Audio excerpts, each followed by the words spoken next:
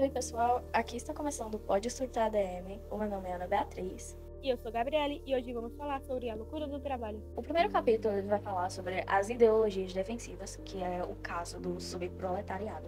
Pessoas eles não costumam abordar, que são as favelas, os cortiços, aquele pessoal que vive na periferia das grandes cidades. A parte que une essas pessoas é o não trabalho e o uma miséria operária concebida como uma doença epidêmica. Nisso, eles criaram um certo tipo de defesa que podemos considerar como uma ideologia defensiva. É a vivência dessa população em relação à saúde e, mais precisamente, em relação à doença. Mecanismos de defesa individual contra a organização do trabalho e o exemplo do trabalho repetitivo. Taylor enxergava os momentos de repouso dos funcionários como uma certa vadiagem operária e queria diminuí-la radicalmente, ou seja, queria que os funcionários tivessem menos descanso e trabalhassem mais. Ele afirmava que os funcionários da empresa que trabalhavam de maneira lenta tinham uma burrice ou má vontade e que o faziam perder dinheiro. Mas como colocar o modo operário cientificamente estabelecido em prática? Taylor imaginou uma forma de vigiar cada gesto, movimento e ritmo operário para que ele sempre trabalhasse com mais agilidade. Então foi instituído o método que dizia que vários gestos necessitavam apenas de um funcionário para executá-lo, sem que nenhum outro fizesse alguma intervenção. Em contraponto a essa ideia, o operário que atrasa na produção atrapalha os outros que estão atrás dele na corrente dos gestos produtivos. Outro ponto a ser discutido é o fator de que o funcionário trabalhando sozinho faz com que ele desenvolva uma ansiedade diante da tarefa repetitiva e pela falta de interação social. Falar sobre os resíduos das defesas coletivas. Nessa parte, a gente vai levar em consideração um trabalho de caráter coletivo, com tarefas de grande exigência, de vários dias, semanas e etc. O trabalho em equipe, ele acaba levando essas defesas coletivas. No caso do trabalho taylorizado, isso não vai acontecer, porque não vai ter essa defesa coletiva. E isso porque a maioria dos trabalhadores ignora o sentido do trabalho e o destino da sua tarefa, por causa da organização de trabalho taylorizado. O livro acaba dando um exemplo para mostrar essa defesa coletiva. É um grupo de operários de uma linha de produção das indústrias Citroën, eles unidos por causa da nacionalidade em comum deles, eles acabaram criando uma defesa contra aquele tempo de trabalho, aquela situação, em que os três ganhavam, né? Tiravam alguns minutos do ritmo imposto pela organização de trabalho, em que dois continuavam o trabalho e um conseguia tirar aqueles minutos para ir fumar, aproveitar em alguma coisa, e depois podiam acabar fazendo um revezamento. E isso acaba sendo visto como uma espécie de vitória coletiva sobre a rigidez, a violência da organização no trabalho. E pode-se, então, falar realmente da defesa coletiva nisso? Sim. O que é coletivamente desafiado com este comportamento é o tempo, o ritmo, as cadências e a organização do trabalho. Acaba sendo um caráter simbólico desafiar as cadências do dominação do tempo, ser mais forte do que a organização. Porque isso é o que acaba gerando o risco do trabalho taylorizado. É a violência que esta organização do trabalho exerce no funcionamento mental. Não seria justo subestimar o benefício mental de uma operação de caráter simbólico, que no caso é esse desafio coletivo deles. O operário macaco de Taylor. Uma vez que o trabalho coletivo tem fim, os funcionários perdem a iniciativa e precisam ser adestrados. Então a última peça do sistema de Taylor pode ser introduzida. É preciso adestrar, treinar e condicionar esses seres que não têm mais forma humana. Na época, o Taylor teve que prestar contas diante dos juízes para justificar suas inovações que foram consideradas desumanas. No fim, ele comparou o funcionário a um chimpanzé como forma de argumento.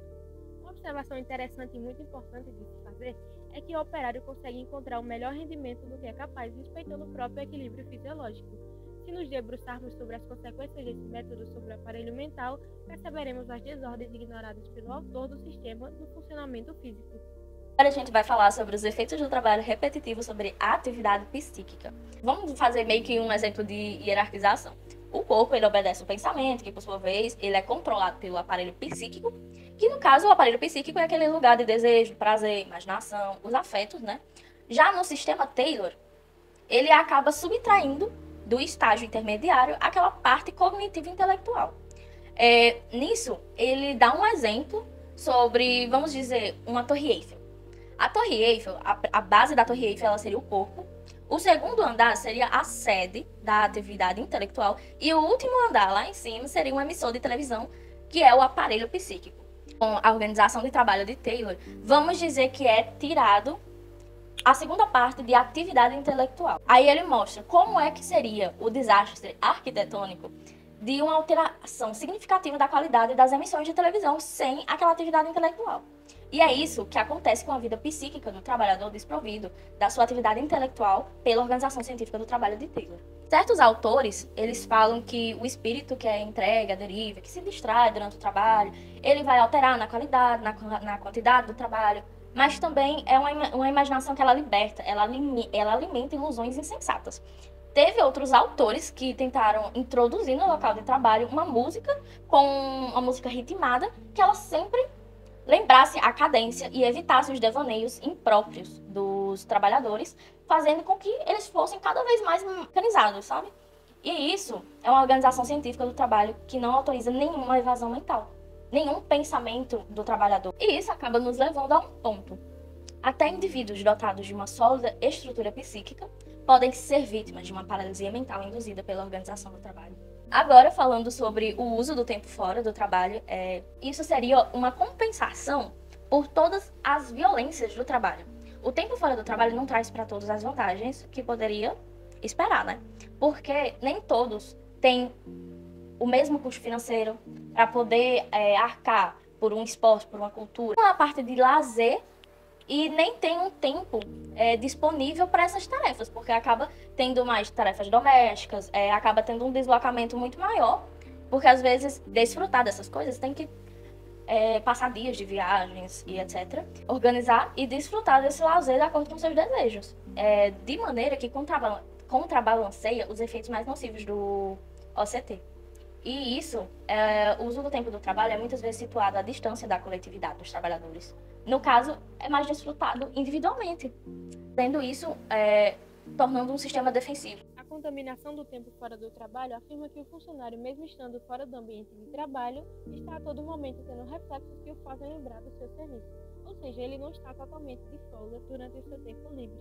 É possível perceber que o ciclo vicioso da alienação pelo sistema de Taylor, onde o foco é apenas em reduzir o tempo de produção e não no bem-estar dos funcionários, forma uma espécie de síndrome psicopatológica, onde o operário acaba criando seu próprio sofrimento fora do trabalho. Estamos encerrando o podcast Academy por hoje. Caso queiram encontrar mais informações sobre o tema, nós sugerimos que leiam o livro Loucuras do Trabalho de Christoph Jules. Vamos também assistir o filme Tempos Modernos do Charlie Chaplin, caso queira algo mais dinâmico. E é isso. Tchau! Tchau!